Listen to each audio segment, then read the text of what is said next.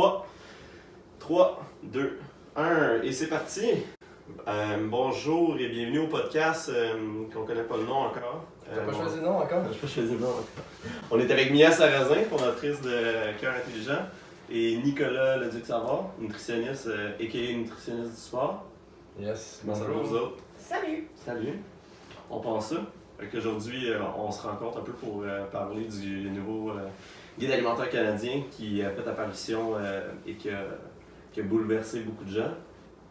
Bouleversé, c'est un grand mot. Là. Il y a pas mal de.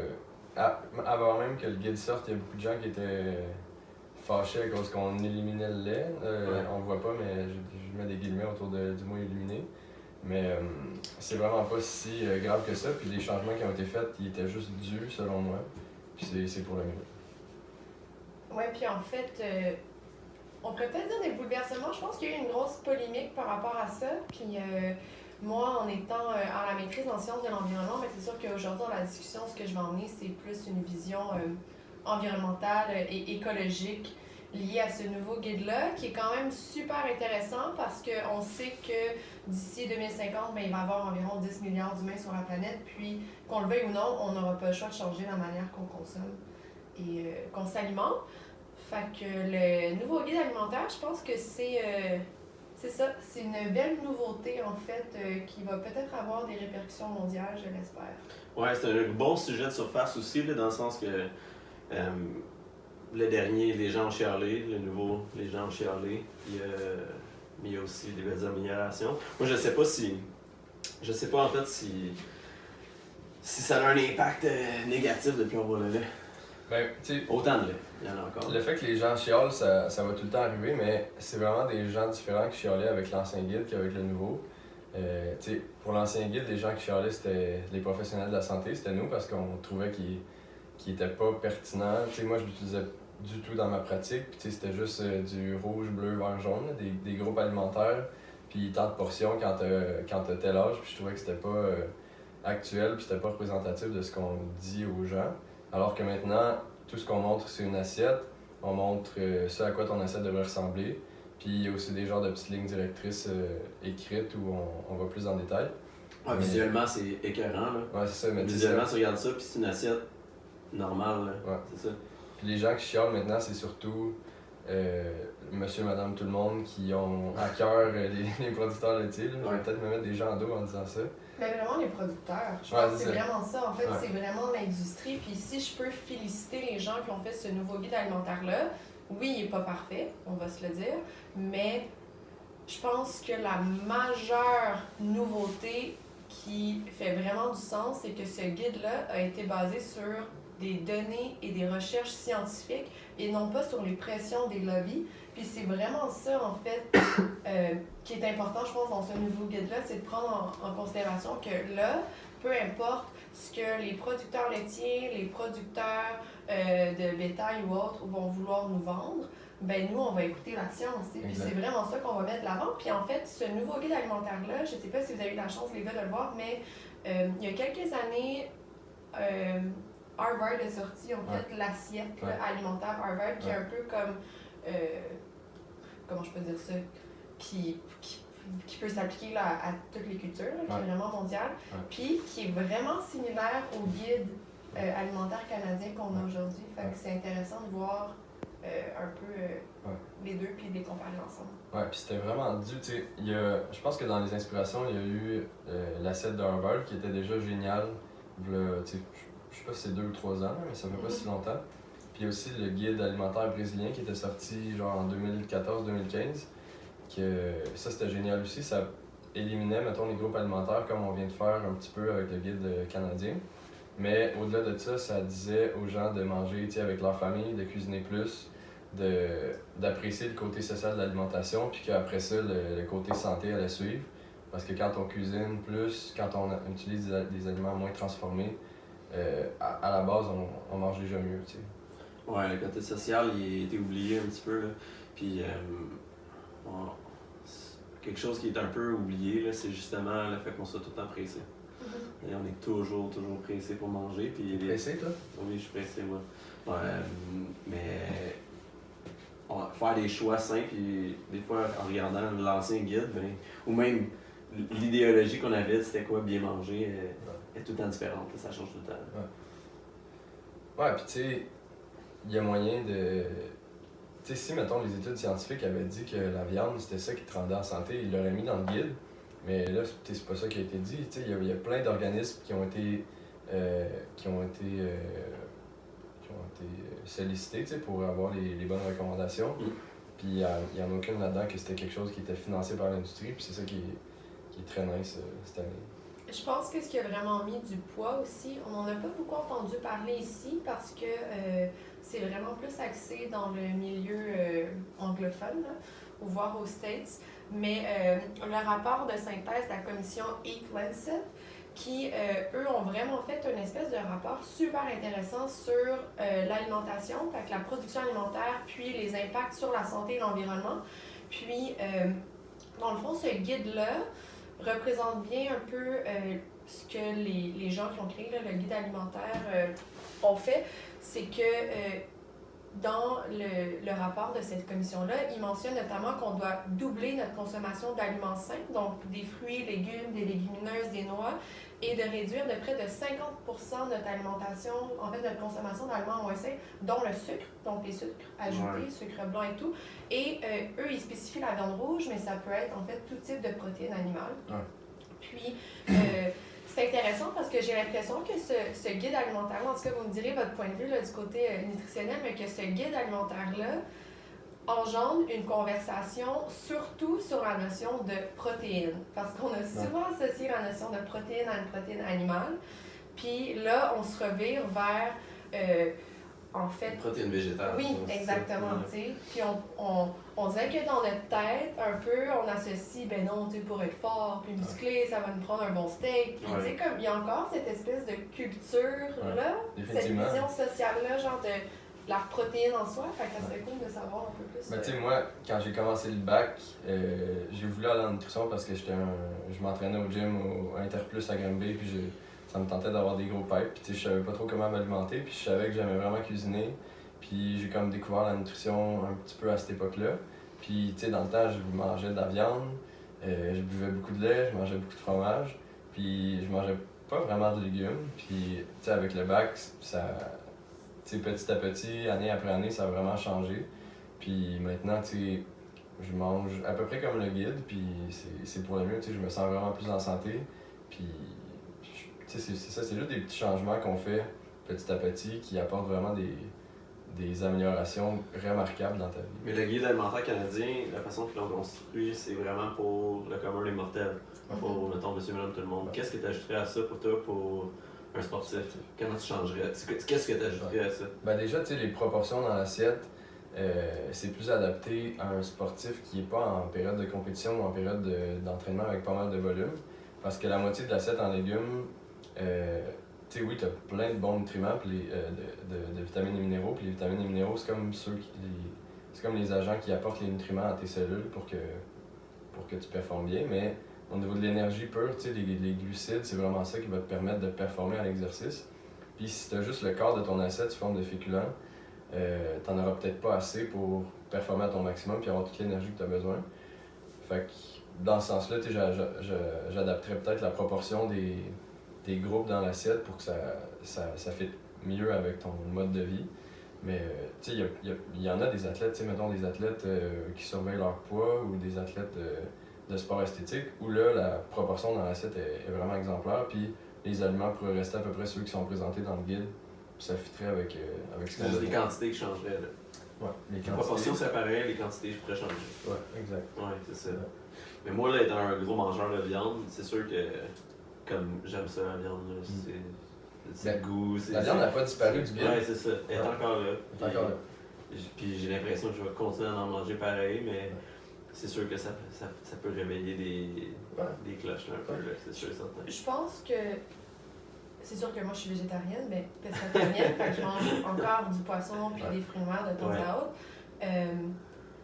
Puis je pense que Ce qui est important à comprendre, c'est que là, on est devant, moi avec mon bagage, je vais toujours revenir avec ce bagage environnemental-là un petit peu, on est vraiment devant une urgence en fait. Ouais, mais ça. Autant des changements climatiques, de tout ce qui se passe au niveau de la dégradation de la biodiversité, tout ça. Puis on le sait que notre consommation de viande en ce moment est l'un des premiers facteurs de dégradation de l'environnement. T'sais. Fait qu'on peut pas vraiment se fermer les yeux par rapport à ça. Puis je pense que juste de réduire la consommation de viande sans nécessairement comme tout arrêter, c'est déjà un premier pas comme du monde comme toi, mettons Guillaume, qui aime vraiment la viande. Mais juste de faire un peu, chacun, tu sais, de faire un peu son... Moi, je varie mes viandes. Je mange pas tout le temps la même viande. Tu varies tes viandes rouges. Je varie mes viandes sauvages, puis mon poulet, puis toute l'équipe. Mais c'est sûr que... ouais. C'est parce que tu connais pas assez de bonnes recettes de tempeh. Ouais. Je vais t'en montrer. Ouais, c'est bon, parfait. On fera ça si jamais t'as fait un prochain podcast. Tu pourrais nous en faire. Cuisiner du tempeh. Ouais, c'est ça. On fera une petite émission de cuisine en même temps. Puis, ouais, puis je pense qu'en fait, tu sais, le nouveau guide alimentaire, c'est intéressant la notion, comme tu l'as soulevé tantôt, Nick, la notion un peu comme sociale, de reconnecter avec les gens, de reconnecter autour de la table, reconnecter avec la bouffe, reconnecter avec les producteurs aussi, de savoir comme, oui, c'est sûr que c'est difficile au Québec en hiver d'acheter des produits qui viennent ici, mais l'été, on a accès à vraiment plein de producteurs puis plein de maraîchers. Fait d'essayer d'avoir des aliments plus locaux, aussi d'opter pour le bio le plus possible. On voit qu'en ce moment, là, il y a une rage, c'est un peu comme une espèce de joke sur Internet que tout le monde va s'acheter du tofu à cause du nouveau guide alimentaire. Il est en pénurie aussi. Là. Si j'ai une chose à dire par rapport à ça, c'est d'être vraiment vigilant puis d'acheter du tofu qui est sans OGM et biologique parce que la culture du soya, c'est une des pires cultures au niveau des pesticides. Ah ouais, ça, je sais pas au courant. Ouais. Genre, toutes les grandes cultures, monocultures comme soya, le blé, légumineuses, céréales et tout, souvent, ça va être tout ce qui est des semences génétiquement modifiées qui vont souvent être enrobées déjà dans un pesticide quand on met au sol. Puis après ça, l'épandage de produits phytosanitaires genre, au courant de l'été, ça s'arrête jamais. Fait que c'est des produits qui sont vraiment très contaminés. Donc, de faire super attention là, si, quand que vous mangez beaucoup de fruits et légumes, de voir de où proviennent vos aliments, puis d'essayer d'avoir le moins de pesticides possible. Puis c'est pas compliqué, tu sais, à l'épicerie, le tofu bio, il est juste à côté du tofu normal, puis il coûte pas vraiment plus cher. Puis il y en a des bons qui sont faits au Québec qui sont bio. Ouais. Fait que c'est juste, tu tasses ta main un petit peu à droite, puis tu trouves le bon produit, that's it. Ouais, puis tout le niveau des légumes, tu sais, là, on s'entend que l'assiette du guide est beaucoup plus grande au niveau de fruits et légumes, mais on s'entend que c'est des produits qui sont vraiment vulnérables aux pesticides. Qu'est-ce qu'on fait avec ça? Qu'est-ce qu'on fait avec ça? Ouais, c'est rough, là. Parce que là, c'est comme si on en consommait plus, parce que là, naturellement. Comment qu'on les choisit? Comme je disais, en été, on a souvent accès à plus de producteurs d'ici. Au Québec, on voit qu'il y a un virage justement dans le bio qui se fait. Fait que c'est super intéressant. C'est sûr que si on va au métro puis au IGA et tout, qu'on essaie d'acheter des produits bio, ça va coûter genre la peau des fesses. Ça va coûter super cher. Fait que d'essayer de trouver des épiceries du quartier, de justement peut-être faire affaire avec des paniers fermiers ou ces choses-là, d'encourager les producteurs. Puis de minimiser en fait, parce que souvent ce qu'on ne pense pas, c'est l'accumulation de ces produits-là. On va en manger dans les fruits et légumes, dans la viande aussi, il y en a parce que souvent les animaux, ils vont être avec hormones, antibiotiques, puis la nourriture qu'eux mangent a été aussi pulvérisée avec des pesticides. Ouais. Après ça, les produits qu'on utilise à la maison, on va avoir des produits chimiques. Fait que à la fin de la journée, comme l'accumulation est vraiment importante, fait que si on peut minimiser par-ci, par-là, c'est déjà un pas de plus, dans le fond, dans l'exposition à ces produits-là. Ce que je trouve fou, c'est le comportement des gens par rapport à ça. C'est que là, à Montréal, dans les grandes villes, on a les marchés, on a nos multiples marchés, que personnellement, moi, je vais tout le temps, puis l'hiver, c'est probablement la pire tâche que je peux faire, c'est faire mon épicerie, parce que c'est un manque pour moi, puis aller à l'épicerie, j'aime pas ça. Puis on est dans une vie urbaine. Au marché, c'est des fermiers d'ailleurs qui viennent de la campagne. Et à chaque fois que je vais en campagne, ce que je remarque, c'est que les gens, ils vont même pas encourager. Du moins, beaucoup moins qu'ici, mais ils viennent de là. Fait tous ces fermiers-là, ils les vendent là, dans des petits kiosques là, sur le bord de l'autoroute. Puis ils viennent plus souvent à Montréal parce que c'est comme si dans une vie urbaine comme ici, on était plus conscient de ça. Pour faire une petite bémol aux gens qui veulent écouter le podcast, Ouais, c'est ça. les trois, On vient de la campagne. on vient de la campagne, mais on habite à Montréal. Puis c'est vrai que c'est une réalité qui est vraiment genre. Tu comprends ce que je veux dire? Tu sais, Oui, c'est- oui, nos parents, c'est. nos parents vont aller acheter dans des grands centres et tout ça, quand que, à quelques coins de rue, ben, il va y avoir un fermier auquel nous, on va acheter des produits ici à Montréal. C'est vrai que la logique est vraiment pas là. tu Eh sais. oui. Mais non, ouais, c'est un bon point. C'est pareil comme les restaurateurs. Les restaurateurs en campagne c'est des chaînes, beaucoup Mhm. plus. Puis, Ouais. puis ici, on a tous les plus locaux, on a de plus en plus de restaurateurs qui servent justement des légumes du marché du jour. Puis c'est le même qui font la recette du jour. Puis souvent, leur menu varie à cause de ça. Je sais pas s'il va y avoir un gros changement, en tout cas, dans les années à venir. Là. Mais vous qui êtes dans le milieu, comme justement plus, vous êtes plus dans le milieu de l'entraînement et tout ça, toi t'es en nutrition, ce guide alimentaire-là va sonner des cloches un peu à monsieur, madame, tout le monde, comme on disait, qui n'étaient pas au courant de peut-être certaines problématiques en lien avec l'environnement puis l'alimentation, ou l'alimentation et la santé. Ouais. Mais ce guide-là, ça va plus être au niveau gouvernemental, parce qu'en fait, Ouais. toutes les sphères, toutes les institutions gouvernementales n'auront pas le choix d'appliquer ce Ouais. type de C'est ça, guide-là. tu sais, à la base, les guides alimentaires, oui, tu sais, ça sert comme outil informationnel pour la population, mais c'est vraiment plus appliqué dans le milieu public, comme tu dis. Fait que les hôpitaux, pour avoir leur source de protéines, avant, ils se référaient au groupe des produits laitiers puis au groupe des viandes et substituts. Là, ils ont l'éventail de choix, puis ils peuvent aller vraiment plus vers les légumineuses, vers le tofu, vers le yogourt grec, whatever. Puis ils ont plein d'options, alors qu'avant, c'était comme, ça prend quelque chose dans les 4 groupes alimentaires, quitte à ce que ça soit des patates, du steak haché, des petites fèves en conserve, puis une compote de pommes un petit peu verdâtre. Tu sais, c'est pas quelque chose de ragoûtant pour les gens en hôpitaux. Puis même chose en école, tu sais, les enfants vont, d'après moi, avoir accès à vraiment plus de recettes végétales. Puis ils vont quand même avoir tous les nutriments qu'ils ont besoin, puis ils vont développer leur papille pour quelque chose qui est aussi bon, puis qui est peut-être meilleur au moins aussi bon pour eux, mais peut-être meilleur pour l'environnement. Ce qui est une bonne chose, puis que si mettons, il y a vraiment des politiques alimentaires qui ouvrent les bras au niveau guide alimentaire, ça va faire des changements quand même nice dans une couple d'années, d'après moi. Moi, ce que je trouve fou avec l'image qu'ils ont fournie, c'est que c'est très Instagrammable. Tu sais, ça fait très Pinterest. Moi, je sais pas, tu sais, c'est un genre de fond beige avec le guide Ouais. alimentaire écrit en rouge, beige. Ouais. Moi, je Mais trouve. l'assiette est belle, mais comme. Ouais. Oui, mais tu sais, c'est déjà plus dans notre génération. Ouais. Tu sais, ça va vraiment taper à l'œil Ouais. des gens, mettons, qui sont un peu plus sur les apparences, sur le look. Puis, tu sais, il était laid, le dernier guide Je sais alimentaire. pas là. qui C'était bébé. je sais pas qui s'est occupé de la campagne marketing par rapport à ça. C'est sûr qu'on fait affaire avec une agence, là. Ouais. Mais oui, le visuel, exactement, il est vraiment plus d'actualité. Puis tu sais, on voit que comme. Il a mis des efforts. Là. Ouais. Exactement. On va essayer de les trouver, là. On va les plugger. Là. C'est sûr qu'il y a une agence, c'est sûr qu'il y a une agence de pub ou de Ouais. com qui est derrière ça. Puis tu sais, tant mieux parce Ouais. que oui, au niveau visuel, c'est vrai que c'est beaucoup plus genre attirant. Ouais. Puis ouais. Parce qu'au début, ils ont probablement pris un schéma. Puis là, ils ont comme Mhm. divisé ça. Et là, ils ont comme fait. Mais il y a eu plusieurs versions, tu sais, j'ai des amis qui ont été vus, ouais, c'est ça, consultés, excuse-moi, par le gouvernement pour choisir la bonne version du guide. Puis il y en avait, tu sais, qui détaillaient vraiment les portions, tu sais, de tel âge, faut que tu manges tant de portions, puis si t'es enceinte, blablabla.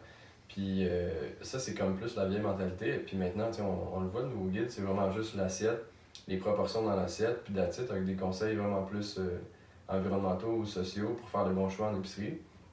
Puis ça se limite à ça, puis c'est vraiment ça le best. C'est ça qui est le plus facile à appliquer d'après moi. Ouais. Ouais. Mais moi, la chose que. Je sais pas si t'étais prêt à une autre tangente, là, mais la chose qui me rend vraiment heureux par rapport au nouveau guide, c'est l'emphase sur les aliments qui sont moins transformés. Là. Mhm. Oui, enfin. Là. Tu sais, non, moi je trouve ça vraiment malade. Puis, tu sais, c'est pas mauvais de prendre une patate puis d'aller de la manger, mais tu sais, si les gens réalisent que s'ils veulent manger des frites, il faut qu'ils les coupent, Au pire, ils laissent la pleure s'ils veulent avoir plus de fibres, petite parenthèse nutritionnelle. Puis après ça, il faut qu'ils mettent dans l'huile pour les frire pour avoir des frites à la maison, versus prendre 2 minutes, prendre l'auto, aller chercher ça au McDo. Ils vont se rendre compte des efforts qu'il y a derrière les aliments qu'ils mangent, puis que, tu sais, des frites, c'est pas normal, puis c'est pas supposé que tu manges ça à tous les jours, puis à tous les repas. S'il faut que tu cuisines tes propres frites, tu vas en manger moins souvent, puis tu vas les apprécier quand tu les manges, mais tu as quand même le droit d'en manger, tu sais. Ouais. Sais-tu qu'est-ce que j'aime dans ce que tu viens de dire? C'est aussi la notion de prendre conscience du temps que ça prend pour faire des aliments. Puis moi, ce qui me sonne en tête, c'est justement la notion de gaspillage alimentaire. Ouais. Parce que ça aussi, dans notre société ici, on s'en rend pas compte à quel point on gaspille, puis on va chercher des trucs qui sont suremballés, qui sont ci, qui sont ça, quand que ça pourrait être beaucoup plus simple, de juste revenir à la base, d'avoir des aliments qui sont pas transformés, d'avoir des aliments qui sont pas emballés. Je veux dire... Qu'est-ce que tu pensais de ça, des légumes emballés? Des légumes congelés emballés? T'sais, parce que, mettons, là, on pourrait dire que là, on a tout ce qu'il faut dans notre assiette, on a des légumes, mais là, on s'entend que c'est transformé, ça a été rentré dans une usine qui a probablement pollué lorsqu'ils ont fait ça, du transport de plus. C'est comme une étape de plus dans la chaîne. Vous pensez quoi de ça? Ben, point de vue nutritionnel, la valeur nutritive des légumes ou des fruits congelés versus pas congelés est la même. Ah ouais? Ouais, c'est exactement la même chose. Ça change rien. Puis si ça peut aider des gens à manger plus de légumes ou de fruits, tu sais, ça coûte moins cher de légumes congelés, volume pour volume. Fait que si ça peut aider des gens à en manger plus, fine, tu sais, moi je suis content avec ça, en autant qu'il y ait beaucoup de légumes dans leur assiette puis beaucoup de couleurs. Mais je suis d'accord avec toi que plus c'est transformé, plus c'est emballé, plus c'est processé par l'industrie, moins c'est bon pour l'environnement.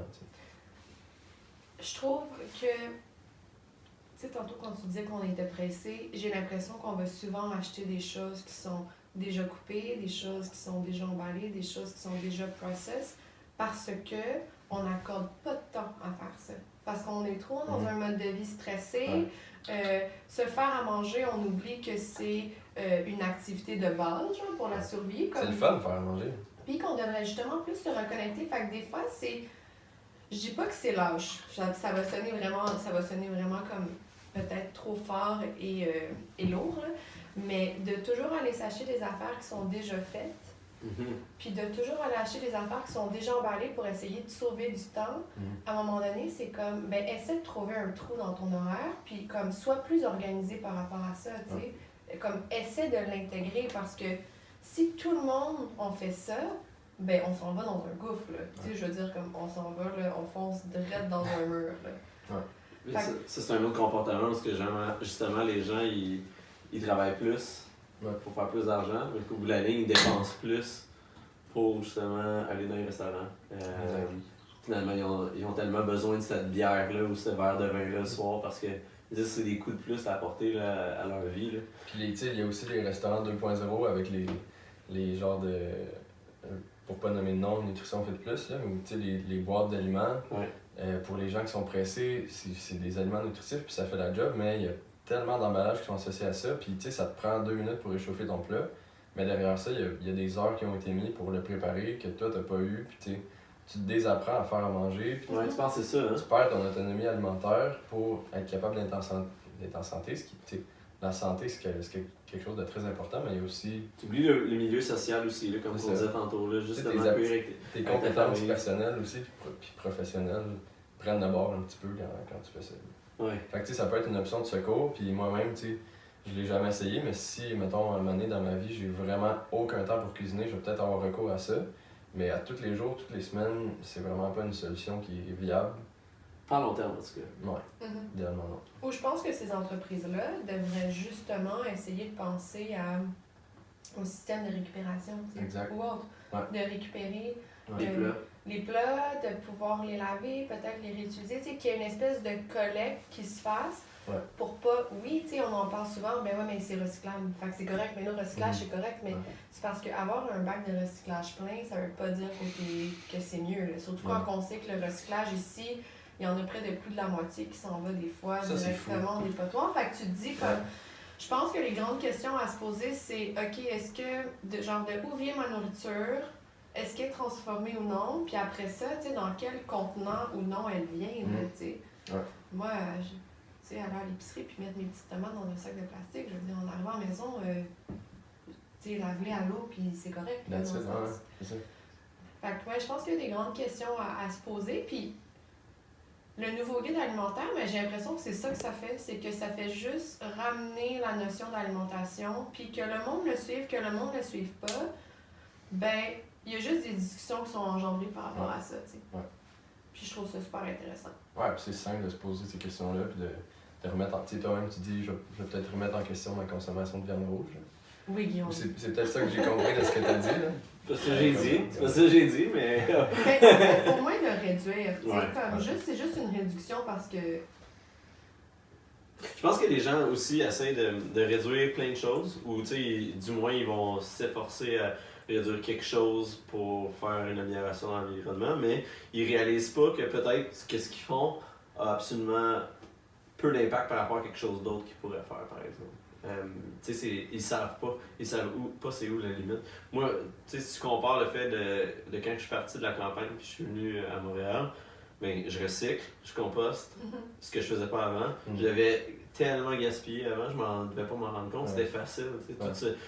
Juste aller porter ma poubelle maintenant, c'est une lourde tâche. Tu sais, c'est telle journée de la semaine, il n'y a pas de. Tu sais, c'est structuré.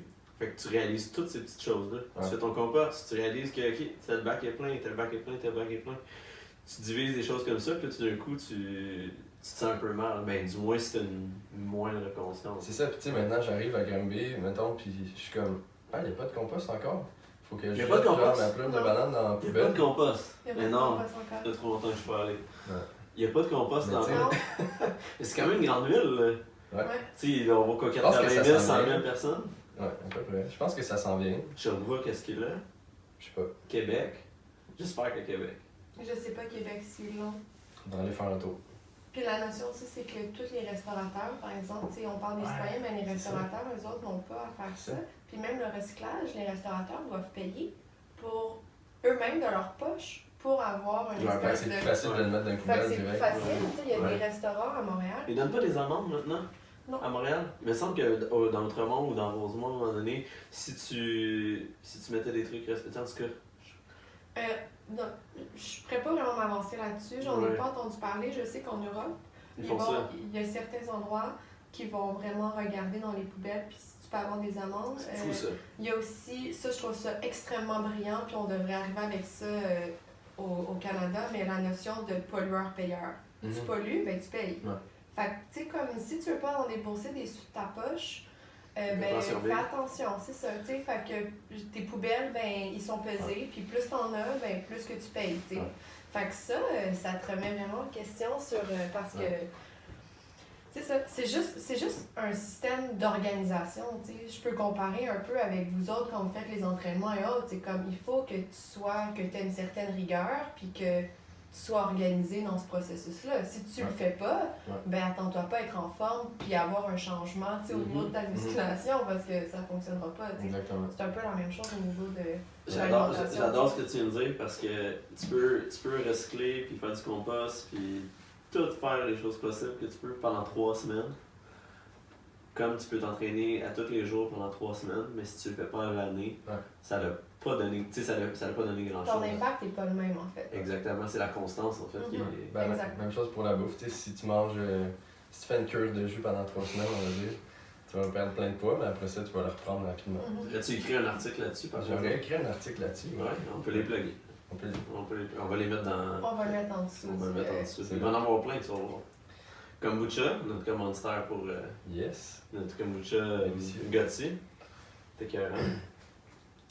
Mais ce que tu disais tantôt aussi, ça m'a fait allumer que, tu sais, il y a plein de monde, mettons, qui se commande des petites pailles en bambou sur Amazon, mais qui fait, je pense pas, là, tu sais, tu peux me corriger si je me trompe, mais je pense pas que ça fait une énorme différence sur la pollution.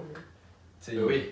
En fait, alors qu'ils pourraient manger un repas de moins avec de la viande ou tu sais, commencer à composter, puis ça ferait une plus grande différence, je pense. ben, fuck la paille, t'es capable de boire dans un verre. Puis, Aussi, ouais. Puis ta paille, là, dans le bambou, elle vient d'où tu penses? Elle vient d'Asie. Puis le transport, Puis, tu sais, le c'est transport est à considérer aussi là-dedans, mais ça a été un... C'est fou, là. En fait, ce que j'ai aimé de cette espèce de vague-là sur le web, Ouais. c'est de montrer qu'il peut y avoir des hypes médiatiques. Ouais.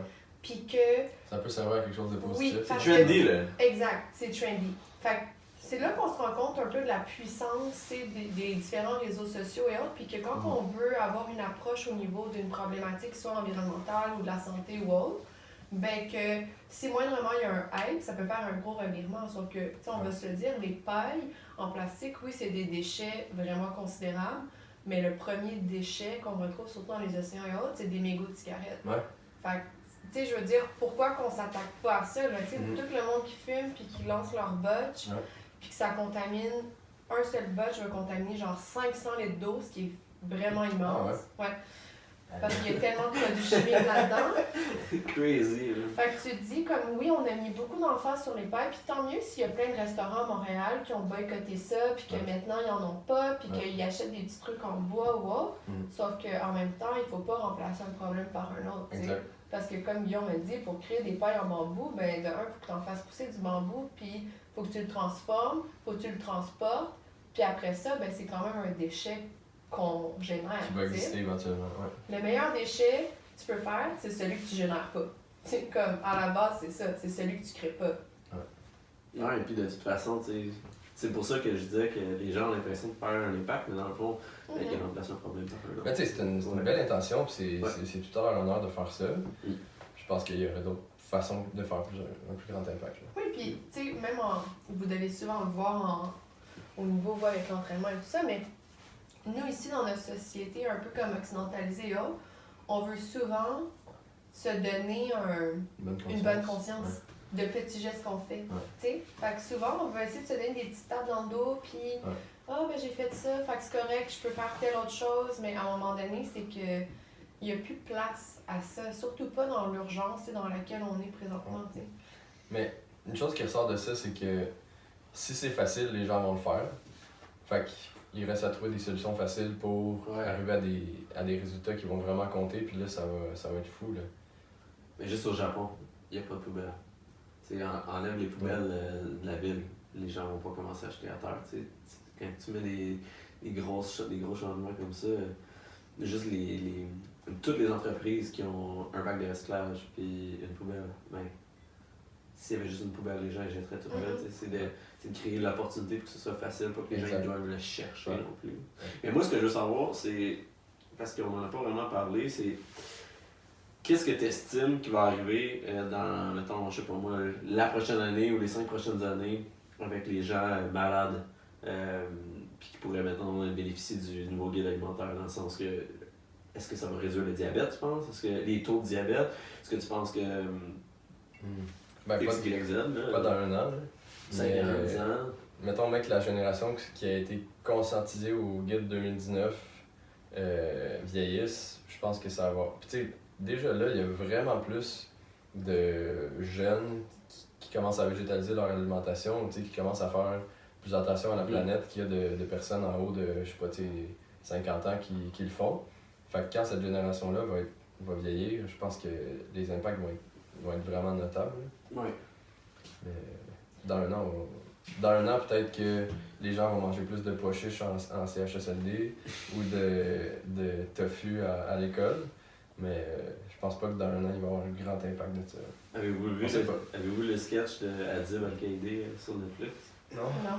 Il dit que c'est un végétarien, mais qu'au une fois par jour, il mange de la viande, tu sais. Mais c'est vraiment drôle parce qu'il dit que c'est difficile comme de faire ce changement-là. En gros, le gag, il est un peu ça. Ok. Puis les gens ont des bonnes intentions, mais c'est vrai que c'est dur d'apporter un changement. Ouais. Tu sais, comme ça, là. Ouais. Du jour au lendemain. Il va y avoir comme, tu sais, les prochaines années, je pense que les changements vont petit peu, tu sais, comme petit à petit, vont s'instaurer, puis ça va juste devenir un peu ce qu'on considère la normalité. Puis, tu sais, il y a des choses qui vont changer. Je veux dire, quand on était jeune, on n'avait pas accès à Internet comme on a accès aujourd'hui. Maintenant, on prend pour acquis les nouvelles technologies comme si ça avait toujours existé, puis c'était ça qui était normal. Fait que je pense que d'ici un an, je sais pas si les changements vont être comme super drastiques. De toute façon, les maladies qui sont liées à une alimentation malsaine, c'est des maladies souvent multifactorielles, puis c'est des maladies qui prennent du temps à se à se générer dans le corps. Fait On que appelle quand ça des maladies chroniques parce que c'est chronique. C'est plein de Exactement. mauvaises décisions qui ont un impact vraiment à long terme. Fait qu'en 1 an, il peut avoir des renversements. Donc, si quelqu'un, c'est sûr, si quelqu'un s'alimente super mal, fait pas d'activité et autres, puis que là, il fait un changement, puis qu'il adhère à peut-être des conseils qui sont notamment cités dans le nouveau guide, de ce côté-là, le renversement peut être super positif, tu sais. Puis on peut le voir très rapidement, tu sais, vous le voyez, souvent des gens qui sont en surpoids, qui ont commencé à faire de l'exercice ou à bien manger, ben souvent, tu sais, ça prend pas de temps que la personne elle redevient quand même dans un meilleur état. Mais du monde qui font du diabète, tout ce qui est maladie cardiovasculaire, tout ce qui est certains types de cancers, tu sais, cancer du côlon, pancréas, toutes ces choses-là, ben ça reste que si des gens qui, à partir d'aujourd'hui, font plus attention à leur alimentation puis vont mieux bouger, ben peut-être que dans 15-20 ans, les maladies auxquelles ils auraient peut-être, tu sais, été victimes, ben là, ils ne le seront pas. Fait que je pense que ça va être des changements qu'on va pouvoir voir en santé publique dans peut-être 10, 15 ans. Tu sais, c'est des choses qui sont sur le super long terme. Puis tu sais, là, il y a un rapport qui est sorti en 2018, je pense, qui disait que la qualité de l'alimentation des Canadiens est pas meilleure maintenant qu'elle était il y a 15 ans. Ah! Ouais. Fait que je me dis, peut-être qu'avec le nouveau guide qui est sorti là, tu sais, en 2019, dans les 15 prochaines années, j'ai vraiment espoir que ça s'améliore. Parce que les gens mangent aussi mal là qu'il y a 15 ans, ce qui est pas une bonne chose, malgré toute l'évolution. Puis... Mais ça, c'est l'information. Ça, c'est l'information qui est juste vandalisée là, partout. Là, la mauvaise information. Là, c'est le fait que les gens ils savent pas, puis les modes. Tu sais, toutes les modes qu'il y a eu par rapport à l'alimentation, le mot diète aussi, tu sais. Name it, là, il existe tout le jeûne, le keto, toutes ces choses-là. C'est que les gens essayent une chose après une autre, puis là finalement ils finissent par retourner à leurs anciennes habitudes. C'est pour ça que ça n'a pas changé. Ils n'ont pas une information qui est stricte. Là. Ouais, puis tu sais, un problème aussi, c'est que c'est vraiment pas sexy de dire à quelqu'un de manger plus de légumes puis de boire plus d'eau, tu sais. C'est vraiment... Moi, je trouve ça sexy, là, voyons. C'est bien plus sexy de dire, ben fais la diète cétogène, tu sais, mange maximum 30 grammes de glucides par jour, mange juste du bacon puis du beurre dans ton café, puis tu vas être vraiment en santé, tu vas perdre du poids en 2 semaines. Bien boucher tes artères. Ouais, c'est ça. Fait que tu sais, il n'y a rien qui est sexy que les professionnels de la santé disent, mais c'est ça la science, tu sais, la science c'est pas sexy, puis la science c'est basée sur ce qui fonctionne. Puis, ce que tu dis, c'est vrai qu'on a accès, si on appelle ça la désinformation, c'est qu'on a tellement accès à de l'information sur le web qu'on a de la difficulté à savoir comme, OK, qu'est-ce qui est vraiment véridique, qu'est-ce qui ne l'est pas, si je fais ça, c'est-tu bon, si je fais pas ça, c'est-tu bon, les gens ils prennent pas conscience de où je prends mon information, tu sais, c'est-tu fiable, c'est-tu crédible, fait que les gens sont prêts à comme gober n'importe quoi. Fait qu'avec l'alimentation puis avec le sport, on voit même en santé, avec les remèdes, avec ci, avec ça, tu sais, le monde sont prêts à faire comme n'importe quoi pour essayer des trucs, tu sais, qui finalement, malheureusement, n'ont pas vraiment... On cherche la pilule miracle. Oui, la bouffe, c'est tabou, guys. C'est tellement... je veux dire... C'est assez personnel. Ouais, moi, ça fait des années, tu sais, moi, à mes débuts en tant que coach, j'en faisais de l'alimentation pour le monde, puis j'y allais avec ce que je connaissais, puis avec les années qui ont évolué, ça doit faire 4 ans que je le fais plus, parce que il y a trop de compétences maintenant que ce que je connais est trop de base pour aider le monde. Tu sais, dans le fond, moi, je faisais juste conseiller un petit peu comment bien manger parce que tout le monde dit qu'il mange bien. Tout le monde dit, ah ben je mange bien. C'est personnel, ils prennent personnel parce que c'est quelque chose qu'ils font tous les jours.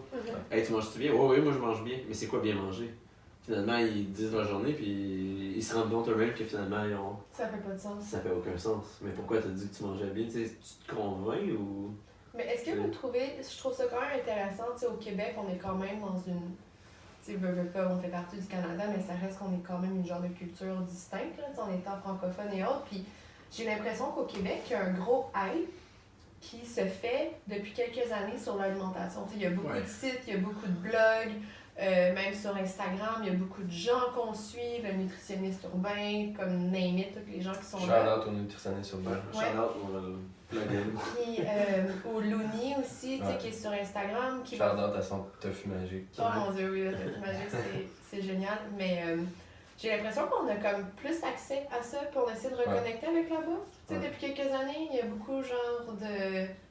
Tu vas voir dans les sections livres de cuisine, puis tu te dis, mon Dieu, genre, on dirait qu'au Québec, il y a juste ça, genre des livres de cuisine qui sortent. C'est-tu les nouveaux gradués, mettons, de nutrition qui sortent de ce lot-là, peut-être? Qu'est-ce que tu veux dire? Ben là, ces dernières années, on en voit beaucoup plus de la bonne information, puis genre des choses qu'on aime. Mais c'est-tu parce que c'est la nouvelle batch un peu de... Ben, c'est peut-être la batch de l'ère d'Instagram qui commence à être éduquée puis à vouloir aider le monde. Ouais, fait qu'eux autres, ils partagent mieux leur information, si on veut. Fait que Peut-être. là, peut-être qu'il y en a encore des cachés, là, quelque part, là, justement. Ouais, peut-être. J'ai comme l'impression que des gars comme toi, ça t'apprend des choses, mais t'es capable aussi de faire ton opinion par rapport à ça. Ben, tu sais, c'est ça qu'on désire apprendre à l'école, là. C'est pas juste se faire dire quoi faire, c'est d'avoir un esprit critique, là. Oui, mais c'est difficile d'avoir des gens comme ça. Ouais. Puis même en entraînement, c'est pareil. Là, ce qu'on apprend à l'école, c'est zéro ce qui se passe vraiment dans la réalité. Ouais, là. imagine, ouais. Ça change tout le temps. Là. Ouais. Et je sais pas si c'est une nouvelle batch de... Ben, tu sais, moi-même, au bac, là, ce qu'on apprenait, c'est que ça prenait de la viande, puis ça prend du lait pour être en santé. Ouais. Puis, tu sais, la science, elle évolue, puis il y a vraiment beaucoup de blogs sur Internet qui sont... tu sais, ils veulent pas mal faire, mais ils veulent avoir des clics, puis ils veulent avoir des vues, fait qu'ils sont sensationnalistes un petit peu. Ouais. Mais, puis tu sais, c'est pas pour me faire, puis j'en connais aussi qui font ça. Mais quand on se rapporte à la science pas sexy, puis qu'on essaye juste de... Tu sais, pas nécessairement faire du cash avec ça, puis pas avoir des clics, mais juste dire ce qui est vrai au monde, on réussit peut-être à en toucher quelques-uns, puis c'est avec eux que ça va faire la plus grande différence. Il y a, je sais pas si vous le connaissez, c'est un médecin qui est aux États-Unis qui s'appelle Dr. Greger. Puis j'adore ce que ce gars-là fait. En fait, c'est un médecin qui est spécialisé en santé publique, puis qui a un bagage aussi en nutrition. C'est super intéressant. Il y a un groupe de recherche qui, eux, vont prendre toutes les informations qui sortent sur la nutrition. Fait que c'est des milliers d'articles scientifiques à chaque année qui vont passer à la loupe. Puis ils vont sortir, en fait, tout ce qui est le plus probable, tout ce qui fait le plus de sens. Fait qu'ils vont faire une espèce de travail de vulgarisation scientifique pour que, justement, le reste de la population qui n'ont pas nécessairement des connaissances spécifiques en alimentation, nutrition et autres, puissent comprendre. Puis il va faire des capsules vidéo avec ça, mais il va toujours être backé avec la science. Fait qu'il va dire, bon, ben à l'heure actuelle, voici ce qu'on sait sur si le tofu est réellement bon ou non pour la santé, parce qu'on sait que c'est des phytoestrogènes, ça peut venir jouer en tout cas sur le système endocrinien et tout. Fait qu'il dit, on doit vraiment prendre la science, puis essayer de voir pour le moment, tu sais, ce qui reflète le plus avec notre réalité. C'est super intéressant, c'est super accessible. Fait que si vous voulez aller voir, ça s'appelle Nutritional Facts. Puis c'est sur Internet, il donne plein de conseils. C'est sûr que lui, c'est un site, puis il va promouvoir tout ce qui est une diète à base de plantes. Là. Ouais. Fait que, on va l'inviter. On va voir s'il va venir au podcast. Au podcast, c'est une prochaine fois. Mais Mais ouais, juste aller jeter un coup d'œil à ça, c'est super intéressant. Puis il sort beaucoup d'informations, de statistiques, puis de recherches liées à l'alimentation, puis les impacts que ça a sur la santé. Fait qu'il est backé, là. Il est très backé. Ouais. Ouais. C'est vraiment très crédible. T'sais. Quand tu disais tantôt, je pense que c'est juste de nous, en tant que consommateurs, de toujours être curieux puis de se poser des questions. Ouais. Comme mon information vient d'où? Ma nourriture, elle vient d'où? Ah, mais si je fais ça, ça va avoir quel impact? Là? C'est mon background en philosophie qui parle. Là. Mais juste de toujours être critique envers ce qui nous entoure. Là. Parce que c'est facile de tomber dans la pression du lobbyisme puis la pression socio-culturelle de, justement, ben c'est normal de boire une bière puis un verre de vin le soir. Non, mais c'est parce que c'est nous, dans notre culture, qui avons comme implanté ça. Mais tu t'en vas ailleurs dans le monde, puis le monde n'a pas nécessairement ça. T'sais. Parenthèse, au Maroc, ça a pris 6 jours avant de trouver du vin. Ah?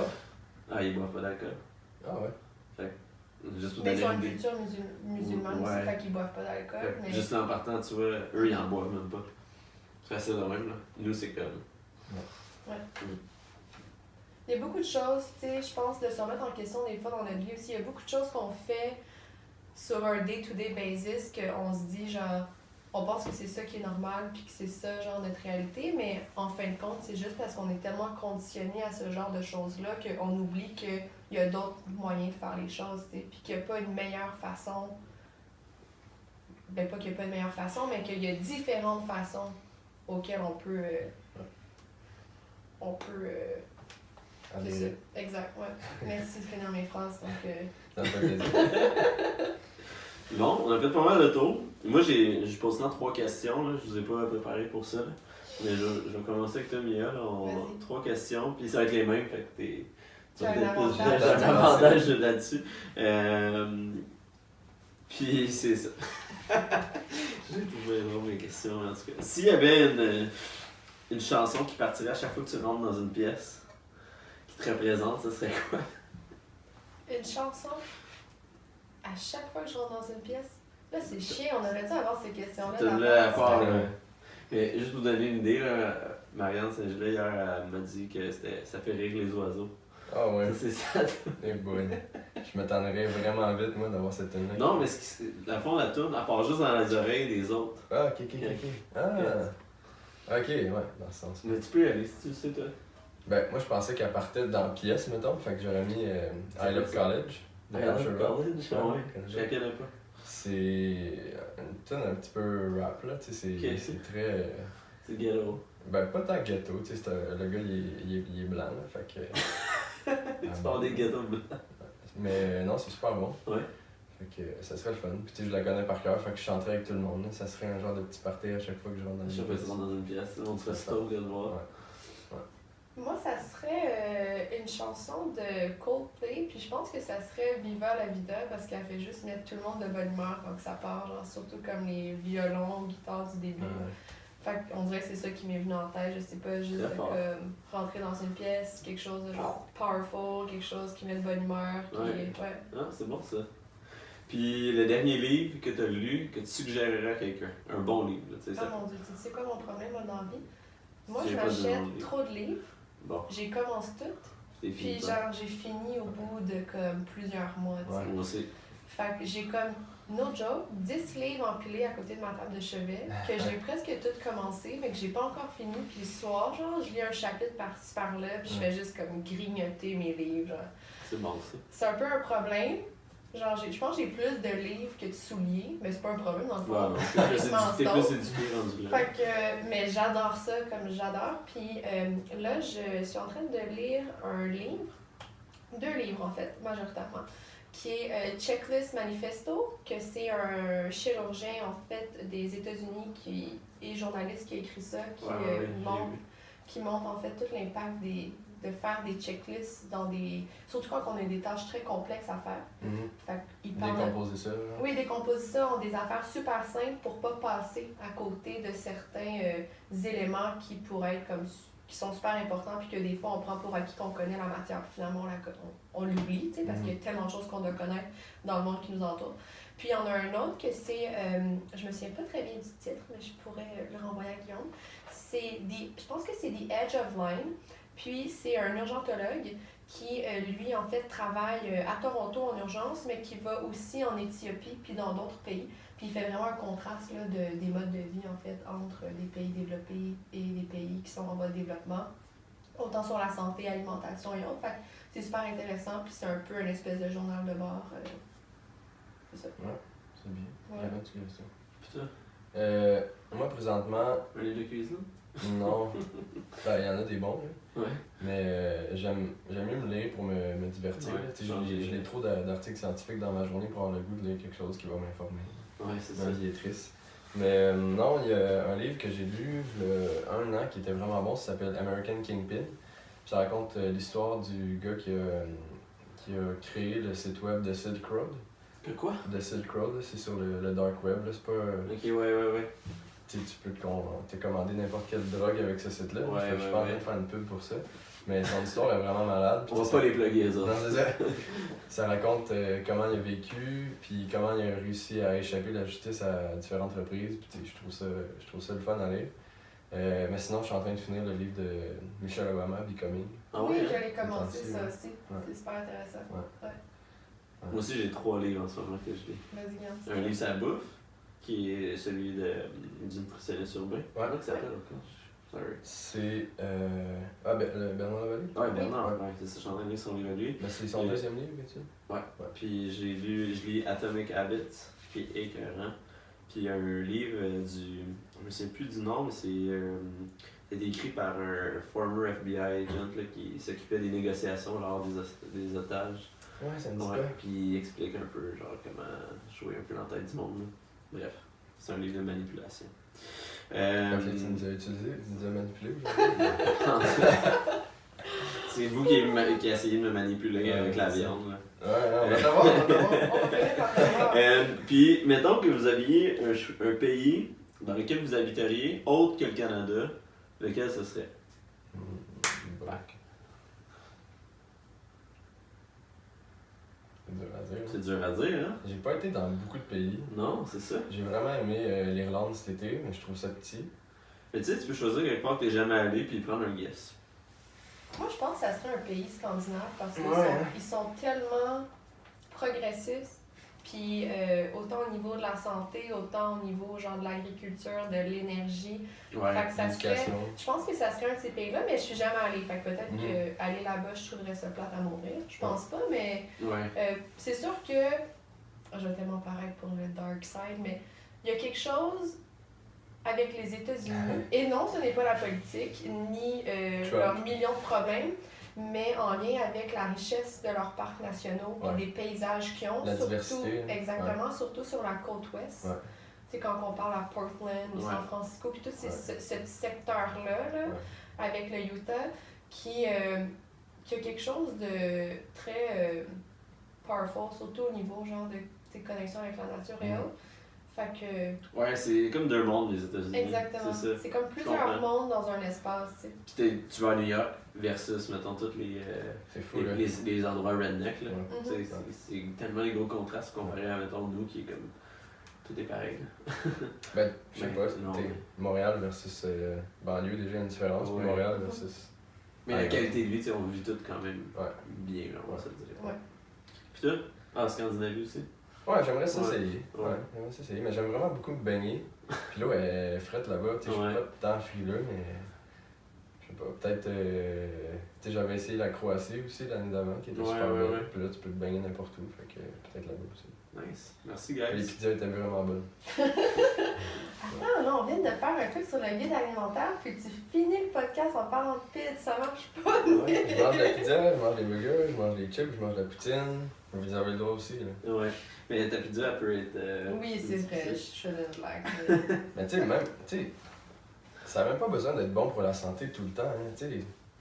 T'as le droit de te faire ou de te commander une poutine vraiment très très très cochonne une fois de temps en temps. C'est juste ce que tu fais à tous les jours qui va faire une différence. Mhm. Mais tu sais, si un dimanche sur trois, ça te tente de manger de la poutine Mhm. puis d'écouter ta game des Canadiens, go for it. Là. Ouais, moi, c'est rendu que je fais ça, je suis scrap 3 jours. Là.